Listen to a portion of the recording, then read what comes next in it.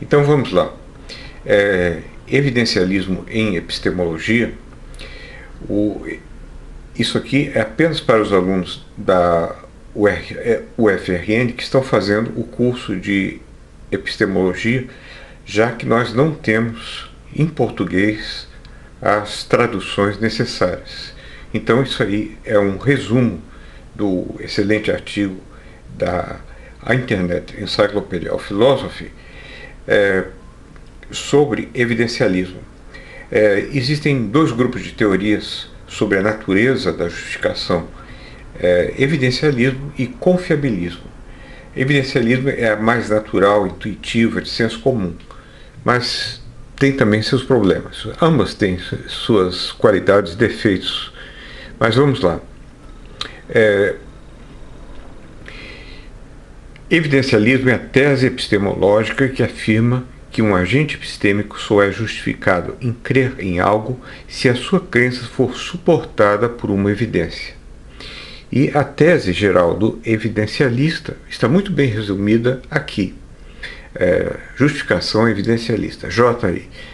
Uma pessoa S está justificada em crer em P no momento T, se e somente se a evidência para P em T que ela tem, ela suporta a sua crença em P.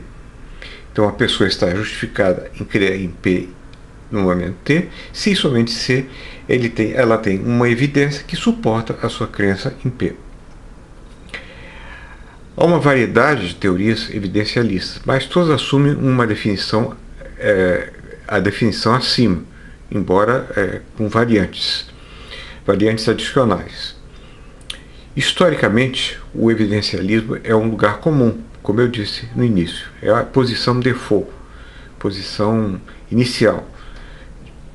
E Richard Feldman e Il Koni introduziram essa teoria em 1985, por oposição a teorias externalistas que já existiam na década de 70 e mesmo na década de 60, como a teoria causal do conhecimento e confiabilismo. A teoria evidencialista é internalista, isto é, diz respeito à introspecção, à capacidade do indivíduo de ter ciência da evidência justificacional, ou ser capaz de ter ciência da evidência justificacional, o que é um processo interno, enquanto que as outras teorias são externalistas, são de terceira pessoa. Um processo causal pode ser conhecido por mim e por outros sujeitos, em princípio. E também o confiabilismo vai nessa direção. Para Feldman e Koni, o evidencialismo é uma tese sobre o estado justificacional de atitudes doxásticas, que são as de crença, descrença e suspensão do juízo. Para tudo isso, nós precisaríamos de evidências. Esse artigo me parece, como eu disse, o melhor lugar para começar. Depois podemos passar a outros, do próprio Feldman, por exemplo, que é um autor extremamente claro. O autor nota que J.E. não acarreta que, tendo evidência de P, a pessoa crê em P. Pode ser que a pessoa tenha evidência de P, mas falhe em considerar se P é verdadeiro ou falso. Aqui começam os problemas. Pode ser que a pessoa tenha uma boa razão para crer em P, mas que mesmo assim acredite por razões erradas. Por exemplo, devido ao pensamento de desejo, eu não sei como traduzir isso, é wishful thinking. Ela gostaria que fosse assim, ela tem uma boa razão, mas ela não percebe. E mesmo assim, ela pensa que é assim, que P é verdadeiro, ela crê em P, mas devido a um desejo, a crenças ilusórias que a levam a crer em P. Então, ela está justificada ou não. Se ela, apesar disso, tem tem a possibilidade de chegar a uma boa razão. Ou seja, aqui parece que ela não está justificada porque o evidencialismo é uma tese atualista sobre quando uma pessoa está justificada em crer em P e não sobre quando um acreditar é justificado. Aqui o acreditar seria justificado, mas a pessoa não está justificada pela justificação que apresenta. Evidência para P define-se como qualquer informação relevante para a verdade ou falsidade de P. O termo informação aqui é essencial, porque é característico das evidências que elas são informacionais. Exemplo: impressão digital, traço de DNA, testemunhas, filmagem por uma câmera, qualquer coisa que possa servir como evidência de um crime. Mas o evidencialista nega a relevância de evidências no sentido usual de algo independente da mente. Não se trata da evidência como as próprias impressões digitais, mas a minha consciência de que eu estive examinando as impressões digitais, por exemplo. Então, ele vê a evidência justificacional, o evidencialista, como fatos que alguém tem e que são relevantes para determinar o que uma pessoa está justificada em crer. O chamado having evidence. Esse é um ponto importante, pois para que alguém tenha algo no sentido relevante, a pessoa precisa estar ciente, be aware, ou saber sobre, ou possuir mentalmente, ao menos, mentally possess, possuir mentalmente a coisa na memória, o recanto, mas que possa ser, mas que tenha função de evidência para a sua crença. Se não tiver essa função, mesmo que esteja lá, não adianta. Então, a espécie de evidência na qual o evidencialista está interessado é, portanto, restrita a entidades mentais, a informação mental, mesmo que ela deva corresponder a alguma coisa factual externa no mundo. Por exemplo, a minha crença em P pode estar justificada e a sua crença em P não estar, uma vez que a minha crença em P está justificada através da minha e não da sua entidade mental. Um evidencialista coerentista pode defender que somente estados de crença são evidenciais, mas a concepção standard é fundacionalista. Você pode ser um evidencialista coerentista, então tudo que constitui evidência serão estados de crenças. Agora, a concepção standard é fundacionalista. Você terá evidências que são, digamos, perceptuais. Então, ao menos crenças e estados perceptuais são estados evidenciais. Eu posso crer que eu deixei o carro na garagem. Agora, eu posso perceber o carro aqui na garagem. Então, as duas são estados evidenciais que levam à crença de que, digamos, eu estou com o carro aqui no meu edifício, o meu carro. Contudo, nós podemos a isso adicionar memórias e o parecer ser verdadeiro, o seeming to be true, e outras coisas, como tipos de evidências. Note-se, enfim, que não é qualquer coisa mental que se intitula como evidência. Precisa ter um valor informacional. O que eu estou repetindo, o que eu já disse antes. Quanto às habilidades, elas importam. Para distinguir certas coisas é necessário a pessoa ter certas habilidades. Distinguir um Velázquez, por exemplo. Elas importam para a evidência, mas não são evidências porque não possuem a valor informacional. Não possuem a minha capacidade de distinguir um Velázquez. Mas quando eu distingo, aí eu tenho uma evidência que tem um valor informacional. realizada pela minha habilidade. Tendo evidência, having evidence, história de Feldman. Como vimos, só a evidência que alguém tem, conta como evidência. Isso restringe evidências a estados mentais.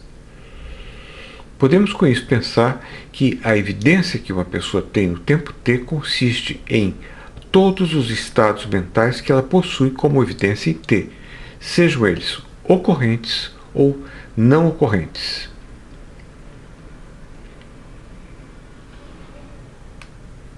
Você precisa ter a evidência para justificar e para crer.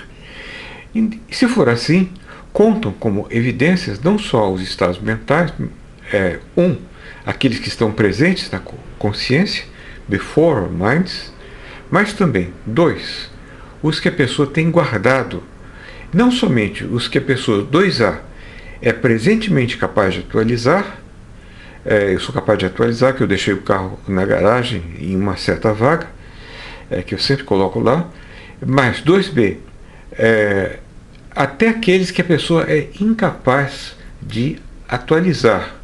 Eu aprendi que Pedro Álvares Cabral descobriu o Brasil. Não sou capaz de atualizar quando, onde eu aprendi isso. Exatamente. Suponha que aceitemos as teses 2A e 2B. Suponha que João tenha boas razões para acreditar que os jornais diários geralmente reportam os fatos confiavelmente. Isso o João acredita. Isso aqui é um contra-exemplo contra as teses 2A e 2B, que parecem de bom senso, como uma extensão adequada do evidencialismo. Então, o João acredita que os jornais apresentam a verdade. Mas há muitos anos, porém, ele conheceu um jornalista chamado Mendásio, que era completamente inconfiável. Dizia tudo que não era o fato. Isso ficou estocado na sua memória. Agora ele ouve uma notícia apresentada por Mendásio e a considera provavelmente correta com base em sua crença de que geralmente os fatos são corretamente reportados, e sem se dar conta de que é o próprio Mendásio quem está falando, porque isso foi há muito tempo e está na sua memória, mas ele não faz a conexão. Então ele acredita na notícia. Segundo 2B, João deve estar justificado em não acreditar na notícia, mas João acredita. Isso sugere que 2B é falso. Vejamos outra vez 2B. Aqueles estados que a pessoa é incapaz de atualizar. Ou talvez seja até 2A. A pessoa é capaz de atualizar, mas não atualiza. Ela se baseia em outras evidências, mas essa evidência o faria rejeitar. Isso parece destruir 2A e 2B. A opção parece ser buscar a alternativa restritiva. É 1A. Apenas aquilo que se encontra diante da mente. A memória estocada de Mendásio não serve como evidência porque não se encontra diante da mente. Agora considere a frase: Cabral descobriu o Brasil. Claro que eu sei disso, mas eu não sei onde eu peguei isso. Eu não preciso remontar a evidência alguma para saber disso. Não há nada que apareça como a evidência diante da minha mente. A minha professorinha de primário ensinando que Cabral descobriu o Brasil, coisa assim. Então, eu não tenho. Mas então, se eu não posso aceitar não posso aceitar 2A nem 2B, não há trânsito entre essas duas alternativas, eu estou em um ninho de cobras. Podemos então nos refugiar na ideia de que a evidência precisa ser ao menos facilmente encontrável com base em reflexão. Que Mendásio é inconfiável é algo estocado na memória de João, mas não é facilmente encontrável com base em reflexão. Essa seria a saída pela lateral.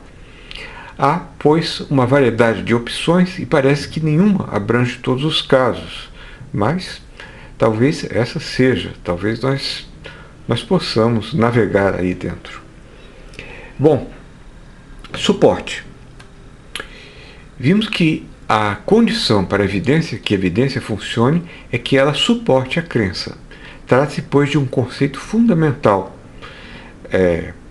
Nós precisamos ter uma evidência capaz de suportar a nossa crença. A questão básica é o grau de suporte.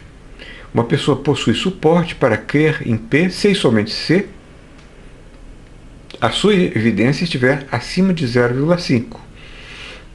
Isso parece bastar para distinguir crença de suspensão de crença, que seria mais ou menos 0,5, 50%, ou descrença, menos de 50%, menor do que 0,5.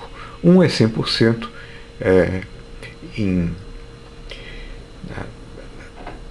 na teoria da probabilidade. Mas sabemos que o grau de suporte para o conhecimento deve ser muito superior, deve ser 0,9, 0,95, aquilo que é chamado de certeza em geral. Bom, então, para que haja crença, pelo menos mais de 50% de probabilidade tem que ser dada. Essa é uma visão de suporte do ponto de vista absoluto. Mas Stewart Cohen sugeriu uma visão contextualista. O grau de suporte flutua de acordo com os estándares conversacionais. Mas isso já é sabido, mas é uma flutuação pequena. Mas vamos lá. Admitindo o fundacionalismo, nós temos casos doxásticos e casos não doxásticos que podem incluir estados de aparência, apreensões diretas, intuições racionais, a priori, por exemplo, eu sei que 1 e 1 são 2, aparências de serem verdadeiras, seeming to be true, eu não sei exatamente o que o autor quer dizer com cada uma dessas coisas. Finalmente, nós chegamos às objeções. Uma delas é a da evidência esquecida. Compare dois tipos de casos. A pessoa uma vez teve boa evidência para P, mas agora a esqueceu. Mesmo assim, ela parece continuar com uma boa evidência. Por exemplo, o número do meu telefone, ou o número do meu CPF. P. A pessoa inicialmente acredita em P sem evidências, ou por meio de razões muito ruins, e, portanto, não tem crença justificada, uma vez que a evidência total não a suporta. Mas imagine que a pessoa tenha esquecido toda a evidência a favor ou contra a crença. Nesse caso, a pessoa não está justificada em crer em P. Claro, não tem porque não pode crer em P porque não tem evidência, ou tem evidência muito ruim. Mas esse parece ser o mesmo caso da pessoa que tinha uma boa evidência e a esqueceu por completo. Parece que A deveria ser o mesmo caso que B, mas não é, porque eu sei o número do meu CPF de cor. Mas também não ficou claro que tipo de estado mental precisa contar como evidência. Pode-se argumentar que sentir um impulso em crer em uma proposição retirada da memória ou parecer ser evidente sejam evidenciais. Se for assim, no primeiro caso A pessoa é justificada em crer em P, porque tem a evidência que é o parecer ser verdade, ou ter um impulso. Eu tenho impulso, parece verdade que o meu CPF é tal e tal. E eu li isso em algum lugar, eu li muitas vezes. Bom, mas o problema é que essa mesma evidência está presente no caso B.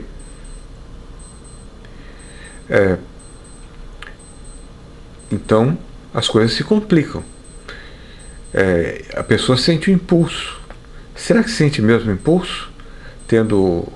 Mas é um impulso diferente.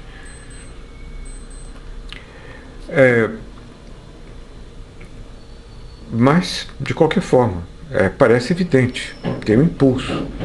Digamos que uma pessoa, mas talvez esteja em um estado anormal. Eu tenho impulso de ver Jesus Cristo, sei lá.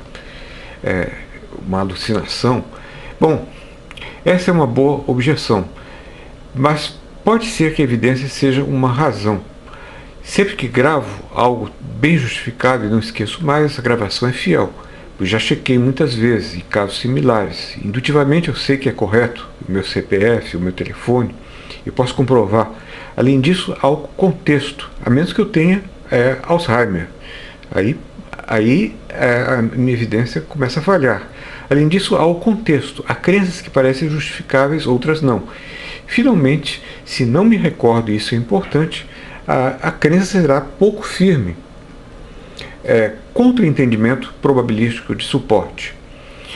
Até agora nós interpretamos o conceito de suporte em termos de teoria da probabilidade. Um corpo de evidências, não é uma só, mas geralmente são muitas, suporta a crença ao torná-la provável. Por exemplo, eu sei que a Terra é redonda por causa de uma porção de evidências. Goldman sugeriu, Goldman é o inimigo do evidencialismo, que a posse de razões que fazem P provável não é suficiente para justificar P. Exemplo, suponha que na investigação de um crime, um detetive coleta uma série de fatos evidenciais. Através de um cálculo complexo que ele não entende, a prova de que João cometeu o crime é incontestável. O detetive é incapaz de compreender. Assim, parece errado dizer que o detetive é justificado em crer na proposição, pois não possui sequer um modo de raciocínio. Logo, a tese evidencialista, pensa Goldman, é falsa. Quer dizer, ele tem os fatos evidenciais, mas ele é incapaz de raciocinar a ponto de fazê-los úteis para justificar a crença. A menos que esse procedimento também seja parte da evidência, ou a evidência seja o resultado de fatos evidenciais, mais o procedimento de cálculo que leva a uma evidência que produz a crença. Bom, mas deixemos isso para lá. Feldman tem um exemplo. Um estudante começa a aprender lógica. O exemplo é parecido com o de Goldman. Conclui que o argumento é válido. Realmente é válido, mas ele chega a essa conclusão por meios falsos. Ele não domina a lógica. Ora, ele acredita exatamente no que a sua evidência acarreta, mas não se encontra justificado. A despeito das evidências, ele não está justificado. De fato, não está justificado porque... mas por quê? Ele tem evidência. Como eu disse, talvez seja porque o raciocínio também faça parte da evidência. Uma resposta consiste no apelo à distinção entre justificação doxástica e proposicional. Eles estão proposicionalmente justificados, mas não estão doxasticamente justificados. Esse é um ponto interessante, mas doxasticamente justificado é quando você está justificado aqui e agora, factualmente, realmente, por memória, presença, o que for. Proporcionalmente justificado é quando você está em condições de ser justificado, mas você não capta a justificação, você não a percebe.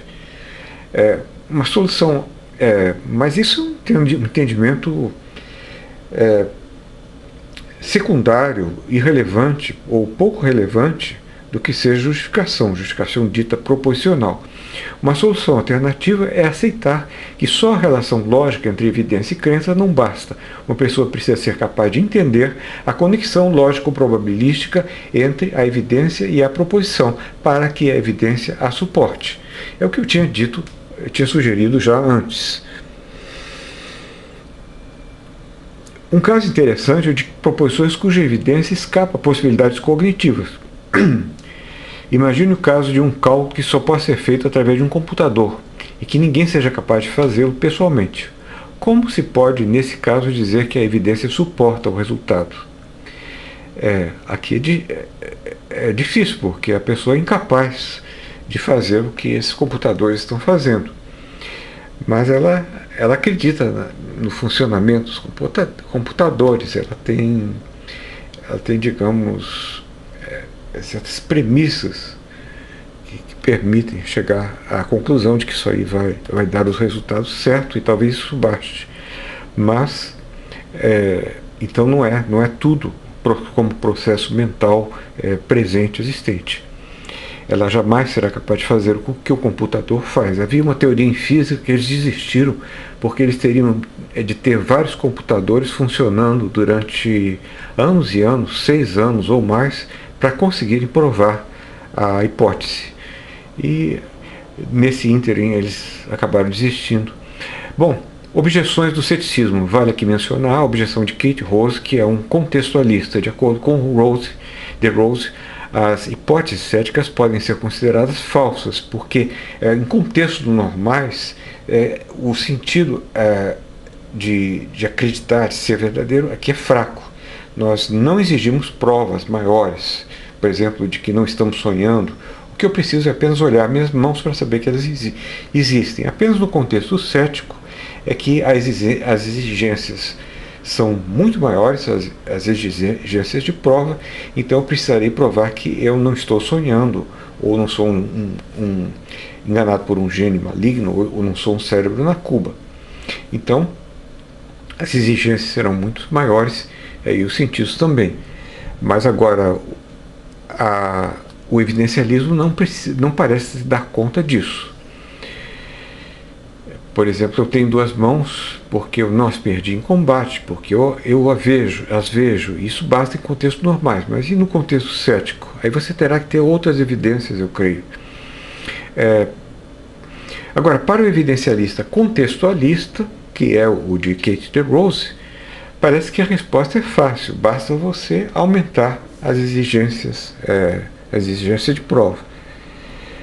Finalmente, há uma ampla variedade possível de maneiras de se entender o evidencialismo, e a extensão das suas contribuições para a epistemologia, diz o autor, é uma questão em aberto. Eu tenho simpatia pelo evidencialismo, mas vamos ver que as outras posições de Goldman, principalmente Goldman, são muito sofisticadas e interessantes, apesar de não nos convencerem tão facilmente. Então, o texto introdutório é esse aí, do Daniel Mittag, da The Internet of Philosophy, que eu aconselho vocês a lerem na internet.